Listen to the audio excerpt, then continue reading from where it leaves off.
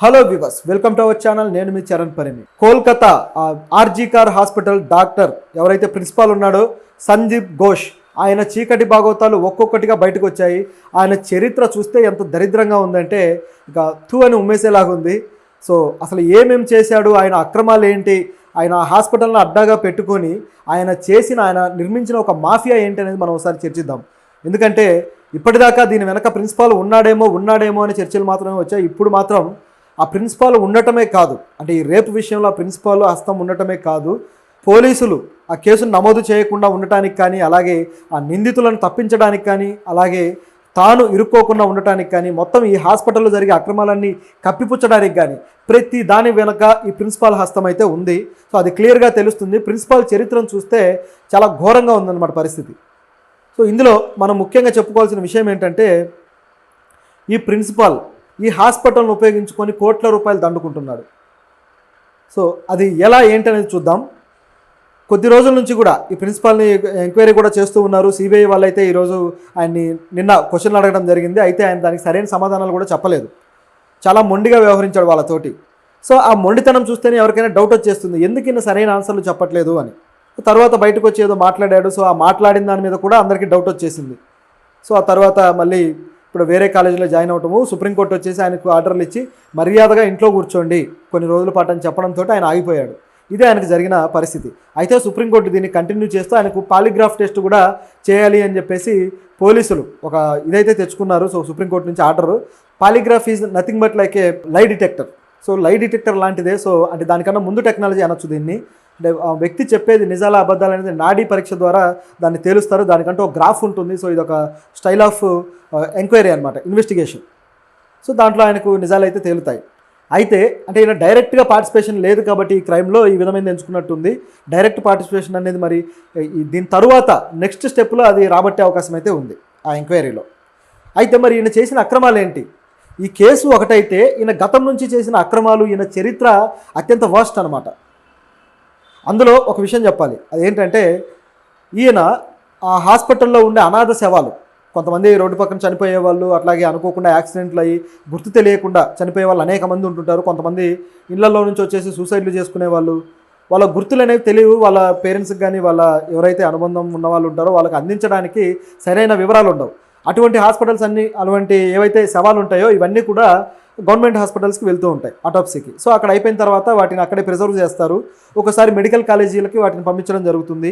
అయితే ఇది medical college and హాస్పిటలే కాబట్టి సో అక్కడే ప్రిజర్వ్ చేసి అక్కడే ఆ మెడికల్ ఏవైతే వీళ్ళ ప్రాక్టీస్లు ఉంటాయో అలాంటి వాటికి కూడా కొన్నిటిని ఉపయోగించడం జరుగుతుంది. అవన్నిటికి కూడా పర్మిషన్లు అయితే ఉంటాయి వాళ్ళకి. సో ఇది ఇక్కడ జరిగే కార్యక్రమం. అయితే ఇందులో జరిగే అక్రమం ఏంటంటే ఈ అనాథ శవాలని ఆయన బంగ్లాదేశ్కి అమ్ముకుంటున్నాడు. శవాలని పక్క దేశాలకు అమ్ముకుంటున్నాడంటే శవాల మీద చిల్లర ఏరుకోవటం అనే ఒక నానుడు ఉంది కదా మనకి, అలాంటి యాక్టివిటీ కనపడుతుంది ఇక్కడ. ఇంత చిల్లరగా ఆయన ఎలా చేశాడనేది అర్థం కాల. సో బంగ్లాదేశ్కి శవాలను నమ్మితే అక్కడ నుంచి వేరే గ్యాంగ్ ఒకటి ఉంటుందన్నమాట, వాళ్ళు వీటిని రిసీవ్ చేసుకుంటారు. సో ఇది ఇక్కడ జరుగుతున్నది. దీంతోపాటు మరొకటి ఏంటంటే ఆర్గాన్ ట్రాఫికింగ్. మనం ఆల్రెడీ చెప్పుకున్నాం. ఇందులో ఆర్గాన్ ట్రాఫికింగ్లో ఆల్రెడీ మినిస్టర్లు ఉన్నారు. సో తద్వారా ఆర్గాన్ ట్రాఫికింగ్ జరుగుతుంది. దానికి ఈయన దన్ను కూడా ఉంది అని మనం ఆల్రెడీ చెప్పుకున్నాం. సో ఇది ఒకటైతే, ఇక స్టూడెంట్స్ విషయంలో స్టూడెంట్స్ని ఎగ్జామ్స్లో ఫెయిల్ చేసేసి కొంతమందిని, సో వాళ్ళ చేత మళ్ళీ ఫీజుల్లోని తర్వాత వాళ్ళ చేత అదనంగా కొంత లంచం తీసుకొని డబ్బులు ఆ తర్వాత వాళ్ళని పాస్ చేయడం జరుగుతుంది. సో ఇంతకంటే నీచమైన పని ఇంకోటి ఉండదేమో. విద్యార్థులకు మంచి భవిష్యత్తుని ఇవ్వాల్సిన ప్రిన్సిపల్ స్థాయిలో ఉండి వాళ్ళని ఈ విధంగా ఎక్స్ప్లాయిట్ చేయడము, ఈ విధంగా వాళ్ళ చోటి డబ్బులు వసూలు చేసుకోవడము, అది ముష్టెత్తుకోవడం కన్నా తక్కువ పని ఏం కాదు. ఇంకా అది అంత పనికిమాలిన పని అయితే ఈ ప్రిన్సిపాల్ చేశాడు, సందీప్ ఘోష్. సో ఇదొక్కటే కాదు, ఇంకా ఆయన క్యారెక్టర్ కూడా అంతే బ్యాడ్గా ఉంది. పర్సనల్గా కూడా వాళ్ళని వేధిస్తాడు, ట్రైనీ డాక్టర్లను కావచ్చు వీళ్ళందరినీ వేధిస్తూ ఉంటాడు అనేది ఆయన మీద ఉన్న ఆరోపణలు.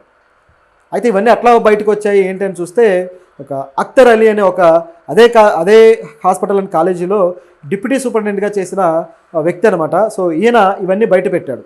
గతంలోనే ఈయన చేస్తున్న అకృత్యాలు అన్నిటి మీద నేను ఆల్రెడీ కంప్లైంట్ ఇచ్చాను డిపార్ట్మెంట్స్కి, వాళ్ళు యాక్షన్ తీసుకోకుండా ఈయన ఇన్ఫ్లుయెన్స్ ఉపయోగించి అడ్డుకున్నాడు.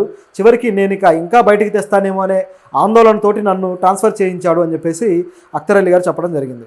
సో ఆయన ప్రస్తుతం అయితే ముర్షిదాబాద్ మెడికల్ కాలేజీలో ఇక్కడ డిప్యూటీ సూపరింటెండెంట్గా చేస్తున్నాడు ఆయన. సో ఆయన్ని ఇట్లా మీడియా అడిగినప్పుడు ఇవి బయట పెట్టాడనమాట. ఇది ఒక్కటే కాదు, మరిన్ని విషయాలు కూడా, మరిన్ని అక్రమాలు కూడా ఉన్నాయి. అవేంటంటే బంగ్లాదేశ్కి ఔషధాలను కూడా బ్లాక్ మార్కెట్లో అమ్ముకుంటున్నాడట. ఈ హాస్పిటల్కు వచ్చే ఔషధాలు ఉంటాయి కదా, అవన్నీ గవర్నమెంట్ సప్లై చేస్తుంది. సో అందులో నుంచి చాలా ఔషధాలని బ్లాక్ మార్కెట్లో బంగ్లాదేశ్కి అమ్మేస్తున్నాడు. దీంతోపాటు ఇంకోటి ఏంటంటే ఈ సిరంజీలు కావచ్చు, అలాగే ఇతర సామాగ్రి ఏవైతే ఉంటాయో శానిటేషన్ సామాగ్రి కావచ్చు, ఇట్లాంటివి కొన్ని ఉంటాయి కదా, ఇవన్నీ ఆయన ఆల్రెడీ వాడేసినవి ఉంటాయి కదా, వాటిని మళ్ళీ రీసైక్లింగ్ చేసేసి కాస్త స్టెరిలైజ్ చేయడము ఇట్లాంటివన్నీ చేసి వాటిని మొత్తం కొత్త వాటిలాగా ప్యాకింగ్ చేసేసి వీటిని కూడా ఆ బంగ్లాదేశ్కి అమ్మేస్తున్నాడు. అంటే వెస్ట్ బెంగాల్కి పక్కనే బంగ్లాదేశ్ ఉంటుంది కాబట్టి ఆ బార్డర్ చాలా ఈజీగా ఉంటుంది కాబట్టి బ్లాక్ మార్కెట్లో తరలించడానికి చాలా స్కోప్ ఉండి ఈయన ఈ పని పెట్టుకున్నాడు అనమాట.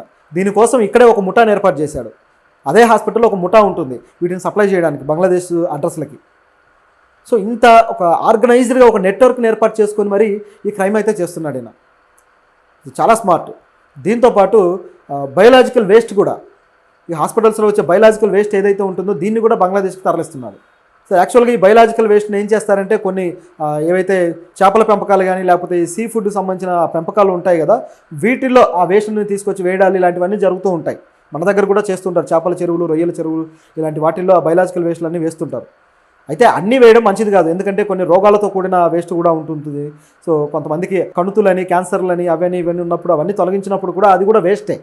సో ఆ వేస్ట్ని సరైన ఇది లేకుండా వాటిని పూడ్చకుండా ఇలా చేయకుండా తీసుకొచ్చి ఇలా వేస్ట్గా తిరిగి ఈ చేపలకి ఇలాంటి జీవులకి ఇస్తే అక్కడ కూడా అవి ప్రబలే అవకాశం ఉంది, లేదా అవి తిన్న మనుషులు కూడా ప్రమాదంలో పడే పరిస్థితి ఉంది. సో ఇటువంటి ఒక టైప్ ఆఫ్ ఇది జరుగుతుంది ఆక్వాకల్చర్లో. సో బహుశా అలాంటి దానికోసం ఎగుమతి చేస్తున్నారా లేకపోతే దాంతో ఇంకేమన్నా చేయబోతున్నారని డౌట్ అయితే ఉంది. సో ఇలాంటి చాలా దారుణమైన క్రైమ్లు ఇవి చెప్పాలంటే.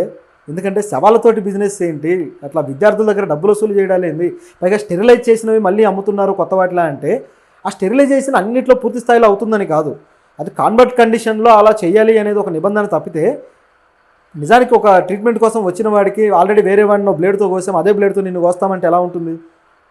అది కాదు కదా. అంటే బ్లేడ్ అంటే నేను ఎగ్జాంపుల్ చెప్తున్నాను. సో వాళ్ళ పరికరాలు వేరే ఉంటాయి కదా. సో అంటే ఇలాంటివి వచ్చి వాడటం వల్ల అనుకోని లేనిపోని రోగాలు ఆ రోగులకు వచ్చే అవకాశం కూడా ఉంది. అంటే బంగ్లాదేశ్ జనాభాని ప్రమాదంలో పెట్టేంత పెద్ద ప్రోగ్రాం పెట్టుకున్నాడు ఈయన, మామూలుడు కాదు. సో ఇదొకటి.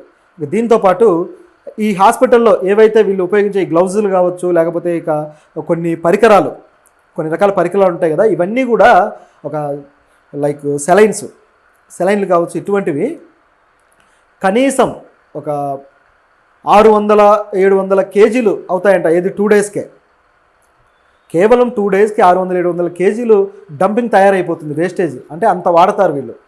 ఆ వాడిందంతా తీసుకెళ్ళిపోయి మళ్ళీ దాన్ని రీసైకిల్ చేసి లేకపోతే క్లీన్ చేసేసి వాటిని మళ్ళీ ఎగుమతి చేస్తారు. వీటన్నిటిని క్లీన్ చేయడం కోసం బంగ్లాదేశ్ వ్యక్తులను పెట్టారట.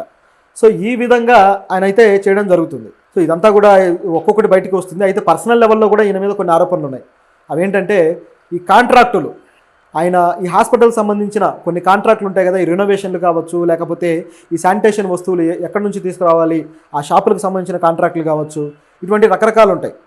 సో ఇటువంటి కాంట్రాక్టులు అన్నీ కూడా తన అనుయాయులు లేదా తన కుటుంబ సభ్యులు, తన బంధువులకు మాత్రమే ఇస్తున్నారట. ఆ విధంగా ఇచ్చి ఆయన వాళ్ళ దగ్గర నుంచి మళ్ళీ కాంట్రాక్టర్ల దగ్గర నుంచి కమిషన్లు కూడా 20% తీసుకుంటున్నాడట.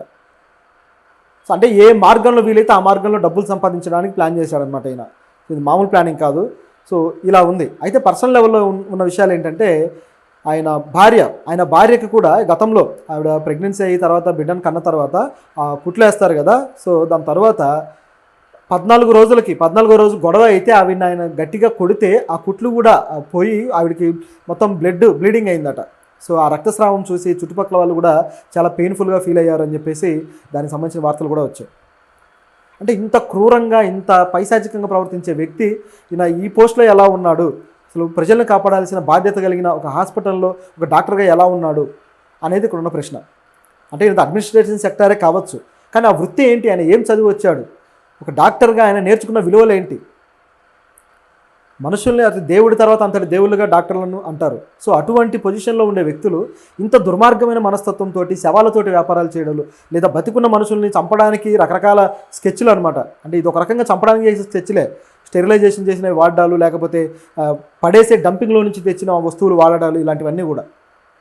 సో ఇంత దుర్మార్గమైన మనసున్న ఈ వ్యక్తి గురించి ఇప్పుడు అన్ని బయటకు వచ్చేసాయి. ఇక పోలీసులు కూడా ఈ పాలిగ్రాఫ్ టెస్ట్ అనేది చేయబోతున్నారు ఈయనకి. సో ఇది చేస్తే ఇక మిగతా విషయాలు కూడా బయటకు వస్తాయి. సో ఇక ఈయనకి ఎటువంటి శిక్ష పడుతుంది అనేది అయితే ఆసక్తికరంగా ఉంది. అయితే ఇవన్నీ కూడా ఒక వ్యక్తి చెప్పిన ఆరోపణలు మాత్రమే. వీటికి సంబంధించి ఈ కొత్తగా ఒక కమిటీ వేసి, అంటే ఈయన అక్రమాలకు సంబంధించి ప్రభుత్వం ఒక కమిటీ వేసి ఆ అక్రమాలకు సంబంధించిన ఏవైతే ఆధారాలు ఉంటాయో ఆ ఎవిడెన్సెస్ అన్నీ కూడా సంపాదించాలి ఆ హాస్పిటల్లో. ఈయన ఏ ముఠాలను అయితే ఏర్పాటు చేశారో ఆ ముఠాలను అరెస్ట్ చేసి వాళ్ళ దగ్గర నుంచి నిజాలు రాబట్టాలి. ఎందుకంటే వాళ్ళు అప్రూవర్లుగా మారితే తప్ప ఈయన అక్రమాలన్నీ కరెక్ట్గా తెలియవు. ఇవన్నీ జరిగితే తప్ప ఈయనకు శిక్షలు పడే అవకాశం అయితే లేదు. లేకపోతే ఆయన ఇన్ఫ్లుయెన్స్ ఉపయోగించుకొని ఈజీగా తప్పించుకోగలడు. ఆ స్కోప్ అయితే ఈ కేసులో కనపడుతుంది. సో ఆయనకు శిక్షలు పడాలని, అలాగే ప్రభుత్వం మరొక కమిటీ వేయాలని మనం అయితే కోరుకుందాం.